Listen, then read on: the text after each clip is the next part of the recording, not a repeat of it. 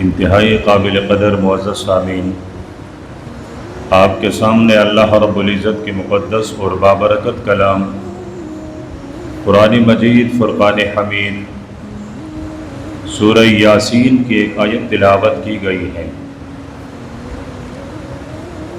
جس میں رب کائنات نے اپنے ان بندوں کا ذکر فرمایا ہے جو اللہ رب العزت کے رحم، مہربانی اور رحمت کے مستحق ٹھہرتے ہیں، اور اس رحم کے مستحق ٹھہرنے کے لیے سبب وہ تقوی، پرہیزگاری، ناجائز سے اپنے آپ کو روکنا ہے۔ گزشتہ مجلس میں قرآن پاک کے وہ چند آیات جس میں اللہ پاک نے کچھ خاص اعمال کا ذکر فرمایا ہے، جس کی وجہ سے بندہ اللہ پاک کی رحمتوں کا مستحق ٹھہرتا ہے۔ نمونے کے طور پر بطور مثال 4-5 ایسے اعمال ذکر کر دیے گئے تھے جو اللہ پاک کے رحمت کے مستحق ٹھہراتے ہیں۔ آج کی درس میں کوشش کروں گا کہ سرور دو عالم صلی اللہ علیہ وسلم کی احادیث مبارکہ میں سے کچھ مثالیں پیش کر سکوں کہ جہاں پیارے پیغمبر کی زبان رسالت اور زبان نبوت سے نکلے ہوئے وہ کلمات، وہ دعائیں جو مجھے اور آپ کو اور امت کو اللہ رب العزت کی رحمت کے مستحق ٹھہراتی ہیں۔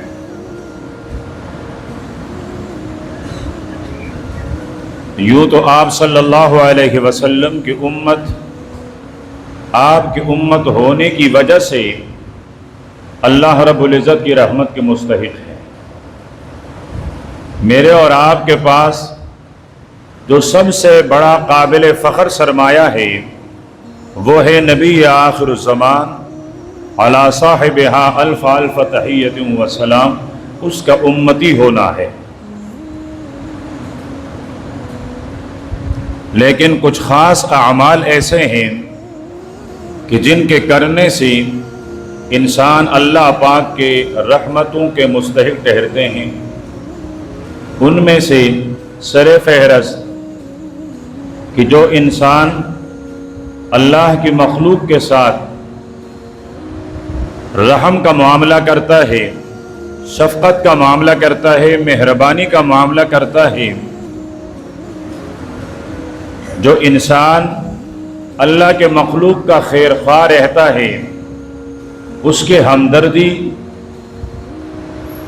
اور اللہ کے مخلوق کو خیر پہنچانے کا ہر وقت فکر رکھتا ہے، تو یہ انسان اللہ پاک کی رحمتوں کا مستحق ہوتا ہے۔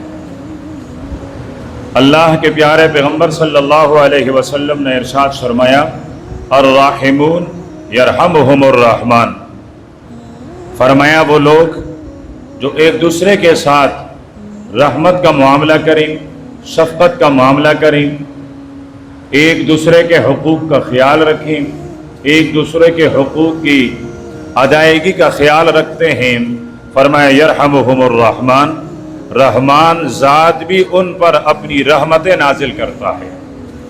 اور پھر اللہ کے پیارے پیغمبر نے حکم دیتے ہوئے ارشاد فرمایا کہ جو میرا کلمہ پڑھے، جو مجھے اپنا نبی اور اپنا مقتدی تسلیم کریں، جو میری زندگی، میری احادیث، میری سیرت کو اپنانے کو اپنے لیے سرمایہ سمجھیں، فرمایا ارحموا من فی الارض یرحمکم من فی السماء، فرمایا تم زمین والوں پر مہربان بنو، فرمایا جو عرش پر مستوی خدا ہے وہ آپ پر اپنی رحمتیں نازل کر دے گا۔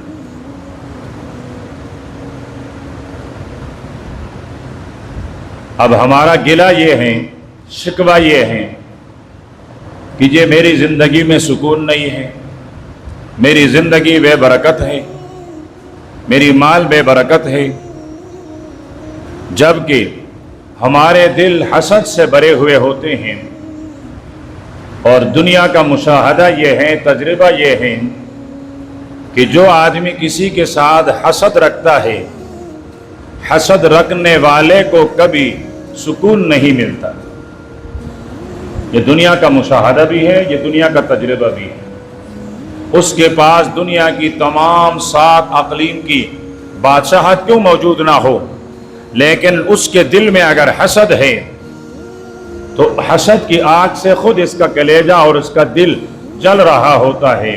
اور جو آدمی جل رہا ہو اسے سکون کہاں ملے؟ مجھے تو درد ملتے ہیں، مجھے تو اسے غم ملتے ہیں۔ تو اگر ہم اپنے دلوں سے حسد کو نکال دیں گے، پھر دیکھیں گے کہ زندگی کتنی پرسکون ہوتی ہے۔ اللہ کے پیارے پیغمبر نے ارشاد فرمایا کہ اپنے آپ کو حسد سے بچاؤ۔ اور حسد کیا ہے؟ اللہ نے کسی کو کسی نعمت سے نوازا ہے، آپ کے دل میں یہ خیال آئے کہ یہ اس سے چھین لی جائے، مجھے ملے یا نہ ملے، یہ حسد ہے۔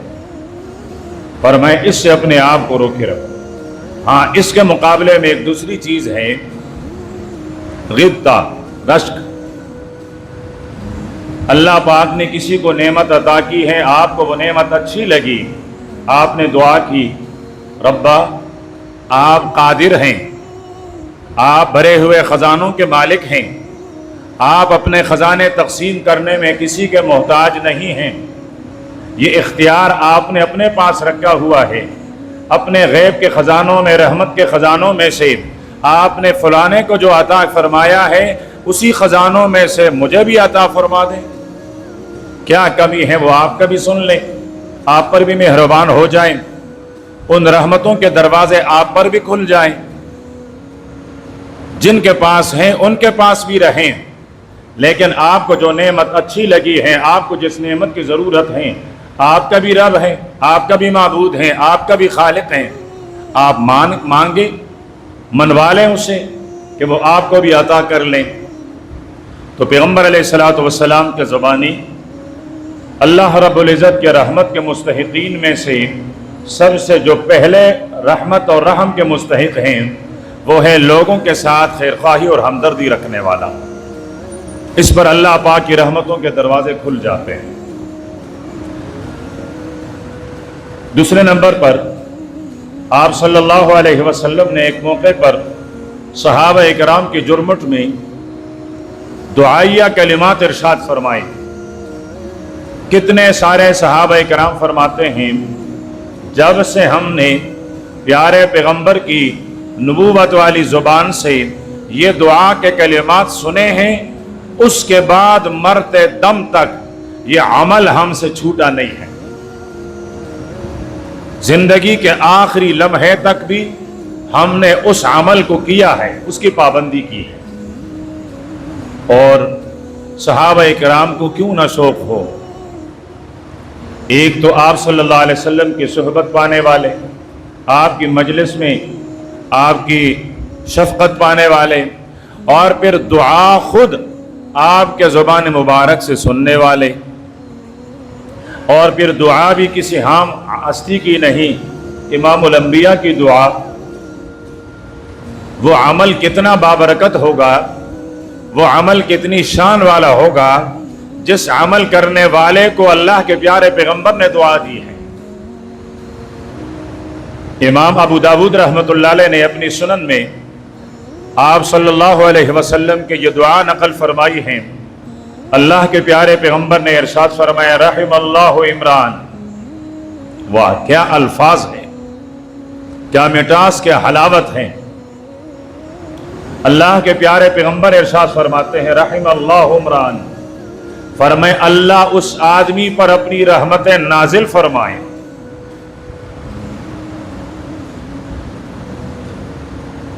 جمعے کا دن ہے، ایک دیہاتی مسجد نبوی میں آیا، دروازے سے اندر داخل ہو کر وہی کھڑے ہو کر عرض کرنے لگا، اللہ کے حبیب آپ تو رحمت للعالمین ہیں،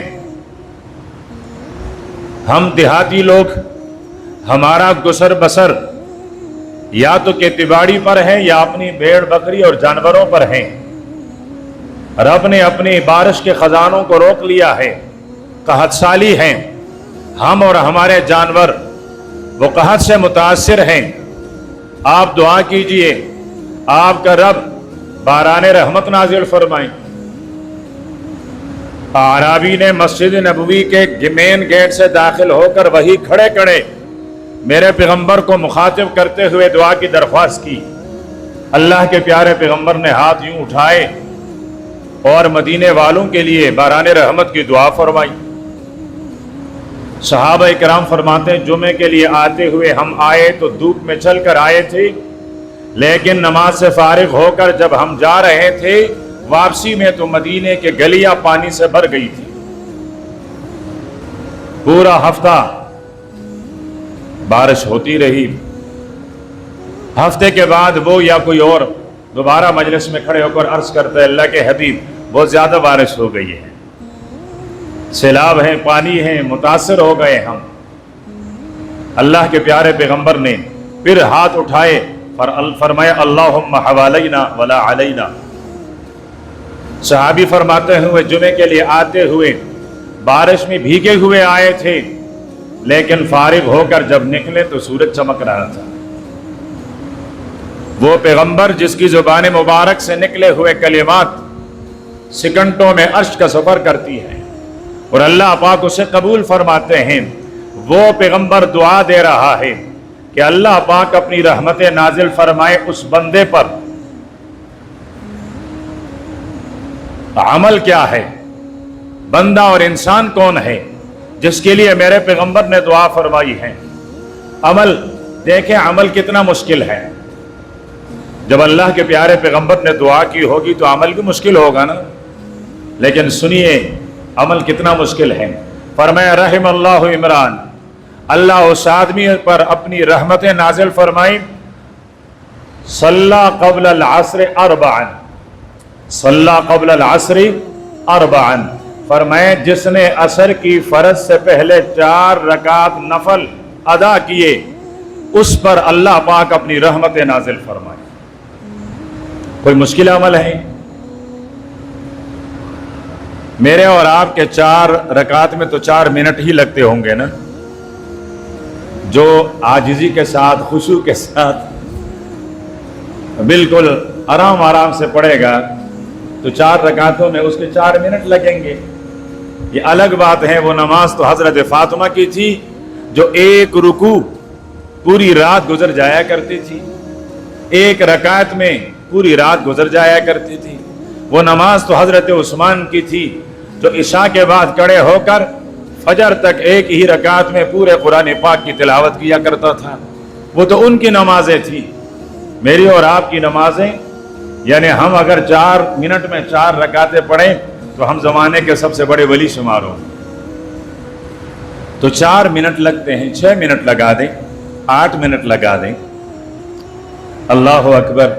اگر مجھے میرے حبیب کی دعا مجھے لگتی ہے اس پر تو میری زندگی قربان ہے، اس پر تو میرا سرمایہ قربان ہے، اس پر تو میرے ماں باپ قربان ہیں کہ مجھے میرے پیغمبر کی دعا ملے گی، وہ دعا میرے حق میں قبول ہوگی۔ اگر میرا اپنے نبی کے ساتھ عشق اور محبت کامل اکمل اور مکمل ہے، پھر میں ساری زندگی سجدے میں گزار لوں کہ مجھے میرے پیغمبر کی ایک دعا مل جائے۔ اور یہاں یہ دعا مجھے ہر روز عصر کو مل رہی ہے۔ فرمایا جو عصر کے فرائض سے پہلے 4 رکعتیں نفل کے طور پر پڑھے گا، اللہ اس پر اپنی رحمت نازل فرمائے۔ اور دعا دینے والے ہم، آپ، میرے اور آپ کے والدین، اساتذہ، بزرگ نہیں، بلکہ رب کے کائنات میں رب کے بعد سب سے بڑا مقام جس ہستی کا ہے اس ہستی کے زبان مبارک کے نکلے ہوئے کلمات ہیں۔ اس کی دعا ہے کہ یا تو کائنات میں میرا اور آپ کا محبوب اور حبیب رب ہے، یا کائنات میں رب کے بعد اب رب کا حبیب ہے۔ اس کائنات میں ان 2 ہستیوں کے علاوہ اور کوئی فضیلت والی ہستی تو ہے ہی نہیں، اور دونوں ایسے ہستیاں ہیں اگر میرے حبیب جیسوں سے دنیا بھر جائے تو رب کے خدائی کے ایک ذرے کو نہ پہنچے، اور اگر مجھ اور آپ جیسے نہیں، اولیاء، اتقیاء، صلحاء، محدثین، بزرگ، ان سے ساری دنیا بھر جائیں، میرے حبیب کے تلوے مبارک کے ساتھ لگے ہوئے مٹی کے ذرے تک نہیں پہنچ سکتے ہیں۔ اتنا افضل، اتنا فضیلت، اتنا شرف والا اس کی دعا ہے کہ رحم اللہ عمران، اللہ پاک اپنی رحمت نازل فرمائے اس آدمی پر صلی قبل العصر اربعا، فرمایا جو عصر کی فرض سے پہلے 4 رکعت نفل کی ادا کر لیں۔ تو کیا خیال ہے، اپنے پیغمبر کی دعا کا مستحق نہیں ٹھہریں گے؟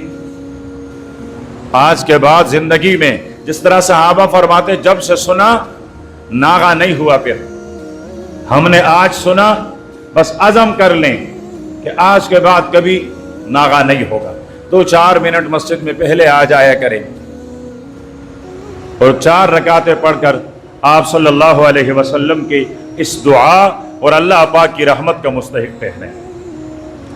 تیسرے نمبر پر اللہ کے پیارے پیغمبر نے دعا فرمائی ہے، یہ بھی دعا کے کلمات میرے حبیب کے زبانی ہیں۔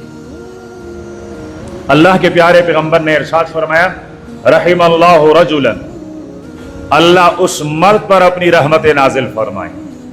اللہ اکبر، کیا حلاوت ہے ان الفاظ کا کہ دعا دینے والی ہستی کوئی اور نہیں، رحمت کائنات ہے صلی اللہ علیہ وسلم۔ فرمایا رحم اللہ رجلا، اللہ اس مرد پر اپنی رحمتوں کا نزول فرمائیں، قام من اللیل، جو رات کے آخری پہر غفلت کے نیند سے بیدار ہوا، اور صرف اکیلا نہیں، وائقظ امرأتہ، اس نے اپنی بیوی کو بھی اٹھایا اور جگایا۔ اگر وہ اٹھنے میں لیتا اللہ سے کام لے رہی ہے، اٹھنے میں اس کو بوجھ محسوس ہو رہی ہے، اٹھنا مشکل ہو رہا ہے، تھوڑا سا پانی ہاتھ میں لے کر چھینٹے ماریں،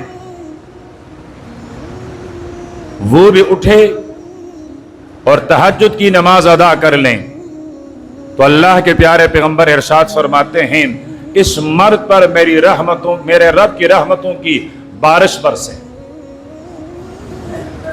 لیکن یہ تب ممکن ہے کہ ہم رات کو موبائل کے بجائے وقت پر سونے کی عادت بنائیں۔ ہم تو 2, 2:30, 3 بجے تہجد کے وقت تک ہم موبائل میں مصروف ہوتے ہیں، اور جب تہجد کا وقت آتا ہے تو اس خبیث کو ایک طرف رکھ کے پھر ہم ایک خبیث نیند کے ساتھ سو جاتے ہیں۔ دن چھڑے ہوئے حصے میں جا کر اٹھتے ہیں تو پھر زندگی میں رحمتوں کا نزول کہاں، زندگی میں آرام کہاں، زندگی میں سکون کہاں، زندگی میں خوشیاں کہاں؟ اس موبائل نے تو زندگی کی خوشیاں ہی لے لی ہیں، رشتہ داریاں اس نے لے لی ہیں، شفقت اور احترام اس نے لے لیا ہے۔ میرے اور آپ کے پاس نہ اس نے کردار کی کوئی چیز چھوڑی ہے، نہ اس نے میرے اور آپ کے پاس راحت کی کوئی چیز چھوڑی ہے۔ خلوت اور تنہائی میں جا کر سوچیں کہ جب معاشرے میں یہ نہیں تھا، بڑوں کا احترام بھی تھا، رشتہ داری کا پاس بھی تھا، زندگی کا سکون بھی تھا، جب سے یہ آیا ہے ہم سے ساری چیزیں چلی گئی ہیں۔ اور دوسرے نمبر پر اگر گھر میں دین کا ماحول ہے، دینداری کا ماحول ہے، تو تب جا کر یہ ممکن ہے جو اللہ کے پیارے پیغمبر ارشاد فرماتے ہیں۔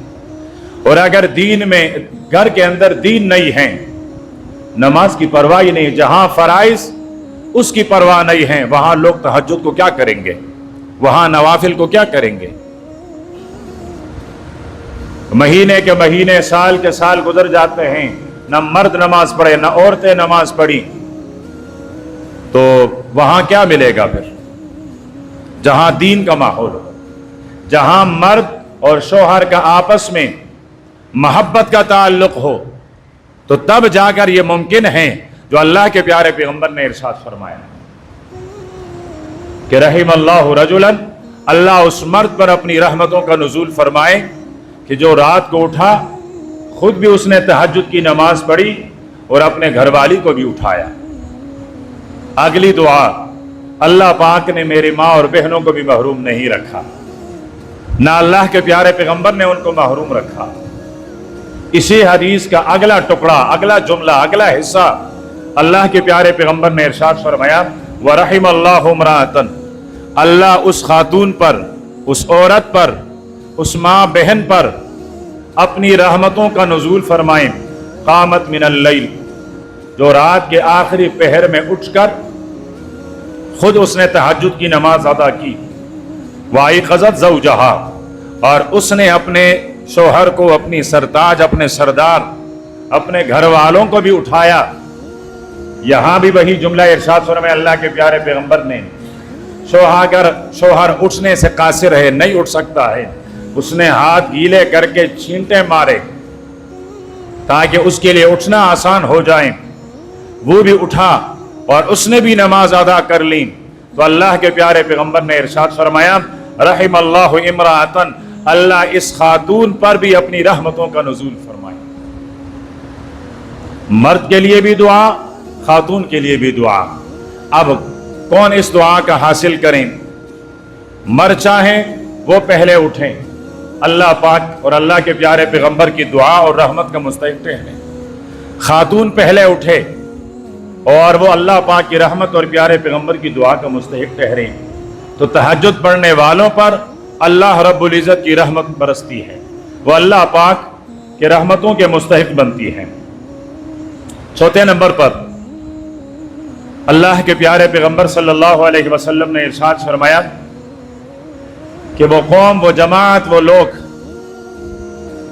جو کسی جگہ جمع ہو کر اللہ کی کتاب قرآن پاک کی تلاوت کریں، قرآن پاک کی تلاوت سنیں، قرآن پاک کی تعلیم دیں، قرآن پاک کی تعلیم حاصل کریں، اللہ کا ذکر کریں، اللہ کی بڑائی بیان کریں، اللہ کے دین کے بارے میں کچھ کہیں، فرمایا کہ یہ جو مجلس والے ہیں ان پر بھی اللہ پاک کی خاص رحمت کا نزول ہوتا ہے، اور ان کے لیے بھی اللہ کے پیارے پیغمبر نے اللہ پاک کی رحمت کا استحقاق، اس کی بشارت اور خوشخبری دی ہے کہ یہ اللہ پاک کی رحمتوں کے مستحق ٹھہرتے ہیں جو کسی جگہ جمع ہو کر قرآن پاک کی تعلیم دیں یا قرآن پاک کی تعلیم حاصل کریں یا دین کا کوئی مسئلہ سیکھے یا سکھائے یا اللہ پاک کی بڑائی، بزرگی اور عظمت، شرف وہ ذکر کریں، آپ صلی اللہ علیہ وسلم کی سیرت کا تذکرہ ہو، پیارے پیغمبر پر درود شریف پڑھا جائے، غرض نیکی کا کوئی بھی کام کیا جائے، فرمائے ان پر اللہ پاک کی رحمتوں کا نزول ہوتا ہے۔ تو جب ہم 2 4 10 بندے کسی بھی نیک عمل کے لیے جمع ہوں تو ہمارے دل میں یہ خوشی ہونی چاہیے کہ اللہ کے پیارے پیغمبر نے ہمیں اللہ پاک کی رحمت کی خوشخبری دی ہے کہ ہم اللہ پاک کی رحمتوں کے مستحق بنیں گے۔ 5ویں نمبر پر اللہ کے پیارے پیغمبر نے اس آدمی کو اللہ پاک کی رحمت کی خوشخبری سنائی ہے جو اللہ کے مخلوق کے لیے بلائی کا سوچیں، جو بلائی اللہ کے مخلوق میں پہنچائے اور عام کریں، بری بات، برے کام، منکرات، ان سے امت کو روکنے کی کوشش کریں، امر بالمعروف نہی عن المنکر، آسان الفاظ میں کہ جو امر بالمعروف کو پہلائے اور منکرات اس کو امت سے ختم کرنے کی کوشش کرے گا، تو اللہ کے پیارے پیغمبر نے ارشاد فرمایا، رحم اللہ عبدا، اللہ اس آدمی پر بھی اپنی رحمتوں کا نزول فرمائے، اور فرمایا کہ یہ آدمی یہ خوش قسمت ہے، اس نے غنیمت کے طور پر اللہ کا رحم حاصل کر لیا، یہ خوش قسمت ہیں، اس کو اللہ پاک کی رحمت، اللہ پاک کی مہربانی مل گئی کہ جو لوگوں کے درمیان بلائی پھیلائے اور برائی سے روکیں۔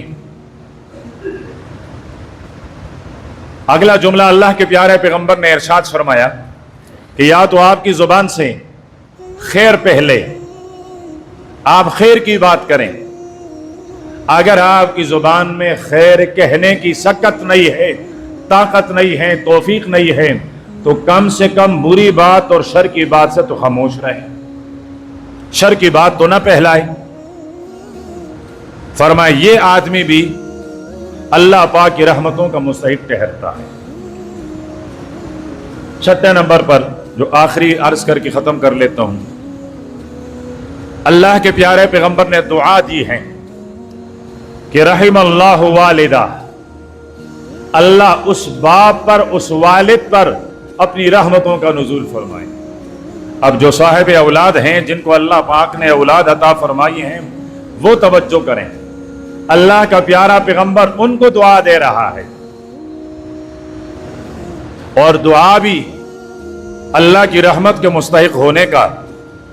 فرمایا رحم اللہ والدن، اللہ اس والد کو، اس باپ کو اپنی رحمت کا مستحق ٹھہرائے جو اپنے بیٹے کے کسی نیکی کا معاون بنے۔ بچے نے، اولاد نے، بیٹے نے کوئی اچھائی کی ہے، کوئی اچھا کام کیا ہے، دین کے لحاظ سے کیا ہے، دنیا کے لحاظ سے کیا ہے، اور یہ اس نیکی پر اس کا معاون بنے، اس کی حوصلہ افزائی کریں، اس کو شاباش اور داد دے دیں۔ فرمائے اللہ پاک اس والد کو بھی اپنی رحمتوں کا مستحق ٹھہرائے۔ یہ بھی رب کے رحمتوں کا مستحق ہیں جو اپنے اولاد کی تربیت کرتے ہوئے ان کے اچھے کاموں میں ان کا معاونت کرتے ہیں۔ کوئی بھی اچھا کام اس نے کیا، یہ اس کا معاون بنا رہتا ہے، تو فرمائے اس والد پر اللہ پاک کی رحمتوں کا نزول ہو۔ اب ہمارے معاشرے میں ہوتا کیا ہے، بیٹا اگر جماعت والوں کے ساتھ لگ گیا، اس نے نماز پڑھنی شروع کی، تو والد کہتا ہے کہ یہ بار بار نماز میں جا کر وقت ضائع کرتا ہے۔ نعوذ باللہ، میں نے کتنے جوانوں سے یہ سنا ہے کہ جی ہمارے والدین ہمارے بارے میں یہ کہتے ہیں کہ یہ نمازوں میں بار بار جا کر اپنا وقت ضائع کرتا ہے۔ اور اگر یہ نوجوان مہینے کے آخر میں آ کر کہیں جماعت والوں کے ساتھ سے روزے کے لیے تیار ہو کر اس نے 3 دن لگائے، پھر تو طوفان آ جاتا ہے، پھر تو اس کو گھر سے نکالنے کی دھمکیاں دی جاتی ہیں کہ 3 دن آپ نے یہاں لگائے، مزدوری کون کرے گا، کمائے گا کون، کہاں سے کھائیں گے ہم، کہاں سے آئے گا۔ ان پرندوں کی مجھے تو شاید، کیونکہ میں مسجد سے تعلق ہے اس کی وجہ سے شاید مجھے نہیں پتا، آپ کو تو پتا ہوگا نا، پرندے بھی دکانیں چلاتے ہیں، چلاتے ہوں گے نا دکانیں، ان کی بھی دکانیں ہوں گی، یہ پرندے بھی دکان پر کام کرتے ہوں گے۔ ان پرندوں کو بھی مہینے کے آخر میں ان کو تنخواہ ملتی ہوں گی، ان پرندوں کو بھی روز کی دیہڑیاں ملتی ہوں گی، ہے نا ایسا؟ بولو نا، آپ نے دیکھے ہوں گے نا، نہیں دیکھے آپ نے؟ اچھا، میرا خیال تو یہ تھا کہ میں مسجد میں ہوں اس لیے میں نے نہیں دیکھا، سب نے نہیں دیکھا، کوئی دکان نہیں، کوئی کاروبار نہیں، اللہ دے رہا ہے۔ یہ جو ہمارے پاؤں میں رون جاتے ہیں کیڑے مکوڑے، ان کی کون سا کاروبار ہے، یہ ان کی کون سی فیکٹریاں ہیں، ان کے پاس کیا ہے؟ اللہ ان کو دے رہا ہے، اور جو زندگی ان کی مقدر ہے وہ اتنی زندگی گزارتے ہیں، اور جو رزق ان کا مقدر ہے وہ رزق ان کو دے دیا جاتا ہے۔ حضرت عمر رضی اللہ تعالیٰ عنہ کا اثر ہے، فرمایا لو توکلتم علی اللہ حق توکلہ لرزقکم کما یرزق الطیر، فرمایا اگر تم اللہ پر ایسا ہی بھروسہ کرو جس پر بھروسہ کرنے کا حق ہے، تو اللہ تمہیں ایسا رزق دیں جیسا پرندوں کو دیتا ہے۔ تغدو خماسا وتروح بطانا، صبح چلتے ہیں تو ان کے پیٹ خالی، واپس شام کو آتے ہیں بھرے ہوئے، بلکہ صرف بھرے ہوئے نہیں، وہ چونچ میں لے کر آتے ہیں، جو چھوٹے چھوٹے بچے ہیں ان کو بھی کھلاتی ہے، اللہ ان کا بھی انتظام کر لیتا ہے۔ تو میرا اور آپ کے رزق کا انتظام کیسے نہیں کرے گا؟ ہم تو اشرف المخلوقات ہیں، اس رب نے تو مجھے اور آپ کو اپنی معرفت کے لیے پیدا فرمایا ہے، میرے اور آپ کے رزق کا انتظام کیسے نہیں ہوگا؟ تو پھر اس نوجوان کو ڈانٹا جاتا ہے کہ جی سے روزے لگاتا ہے، تھوڑا سا پکا ہو کر پھر تم سال میں چلہ لگائے گا، پھر تم 4 مہینے کے لیے جائے گا، پھر تم سال کے لیے جائے گا، یہ تو ہمارے کام کا نہیں رہا۔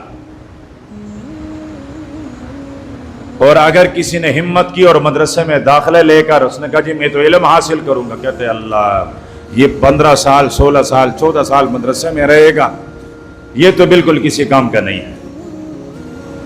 ہمارے پاس کتنے سارے لوگ آتے ہیں جی یہ بچے یہاں پڑھیں گے تو کیا کھائیں گے، ہم منت سماجت کرتے ہیں بس آپ ان کو رکھیں، یہ حافظ بنے، یہ عالم بنے، اللہ کھلائے گا، اللہ دے گا۔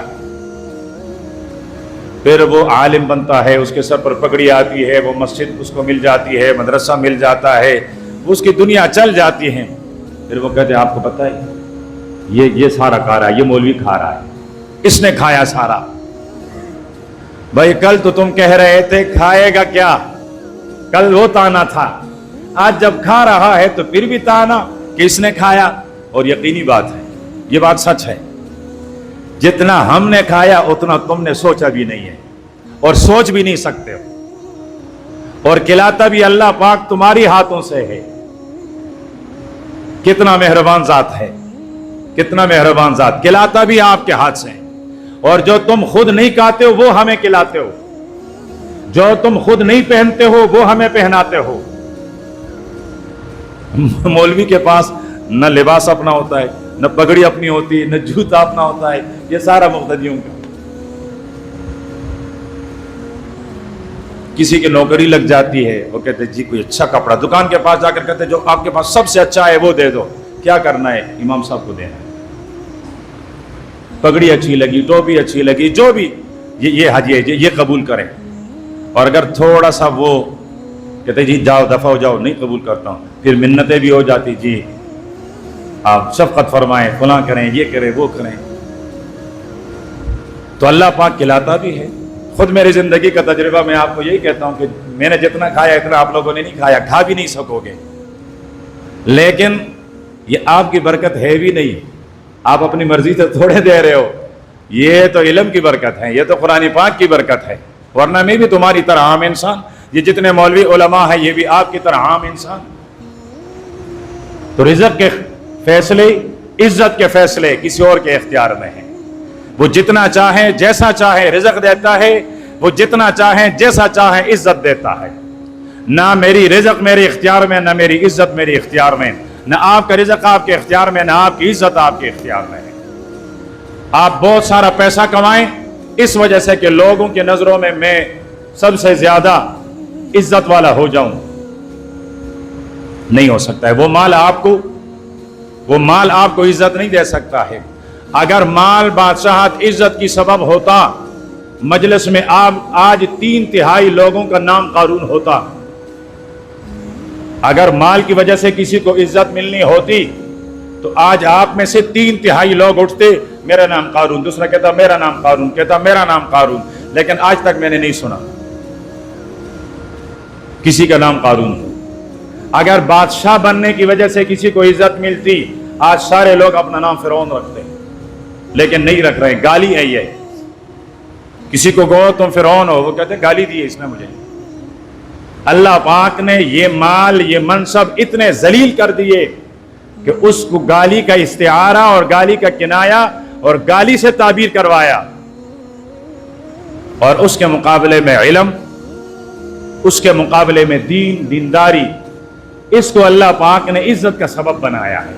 اس کے ذریعے سے اللہ پاک عزت عطا فرماتا ہے۔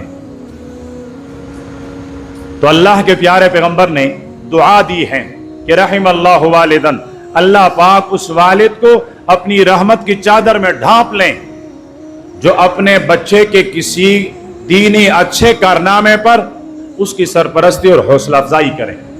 کتنے سارے نوجوان ہیں جو میرے اور آپ کے رویے کی وجہ سے گمراہی کے راستے پر چل رہے ہیں، نافرمانی اور بغاوت کے راستے پر چل رہے ہیں۔ جو محبت ان کو ملنی ہوتی ہے، جو ان کا استحقاق، جو ان کا حق ہے، وہ ہم نہیں دے پاتے ہیں، اس وجہ سے وہ ہم سے کٹ جاتے ہیں۔ پھر آپ آ کر اپنے اولاد کی شکایت کرتے ہو۔ ٹھیک ہے، معاشرہ جس ڈگر پر جا رہا ہے وہ قابل افسوس ہے، نوجوانوں کا جو رویہ ہے وہ بھی قابل افسوس ہے، لیکن اس کے مقابلے میں میرا اور آپ کا جو منصب ہے اس کی بھی تو کچھ فرائض ہیں۔ کیا وہ فرائض میں نے اور آپ نے ادا کیے؟ میری اور آپ کی طرف سے بھی تو کوتاہی ہو رہی ہے، اور جب میری اور آپ کی کوتاہی ہوں گی اس کی نحوست یہ ہوگی کہ میرا بچہ وہ گمراہی کے راستے پر، وہ بغاوت کے راستے پر، وہ نافرمانی کے راستے پر، وہ گناہ کے راستے پر چل پڑے گا۔ اور یہاں تو دنیا میں ہر طرف فتنے ہی فتنے ہیں۔ ہم مسجد سے نکلے تو فتنوں کا شکار، کوئی نوجوان اپنے گھر سے نکلے تو فتنے کا شکار۔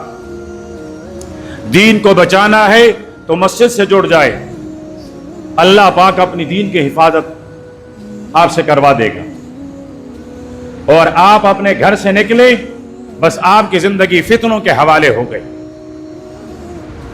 تو یہاں اللہ کے پیارے پیغمبر نے دعا دی ہے اس والد کو، اس باپ کو، اس سربراہ کو، اس بڑے کو جو اپنے چھوٹوں کے ساتھ شفقت اور رحمت کا معاملہ کریں اور ان کو ان کی اچھائی کی حوصلہ افزائی کرتے ہوئے ان کو مزید آگے چلاتے رہیں۔ یہ کچھ بطور نمونہ اعمال تھے، ورنہ اللہ کے پیارے پیغمبر کے احادیث، ان کی سیرت، ان کی زندگی تو ایک دریا کی حیثیت رکھتا ہے۔ کچھ بطور نمونہ عرض کر دیے گئے، اگر ہم یہ جو بطور مثال نمونہ ہیں انہی پر بھی عمل کریں گے، ان میں سے 1 2 4 پر عمل کریں گے تو اللہ کے پیارے پیغمبر کے زبانی ہم اللہ پاک کی رحمت کے مستحق بنیں گے۔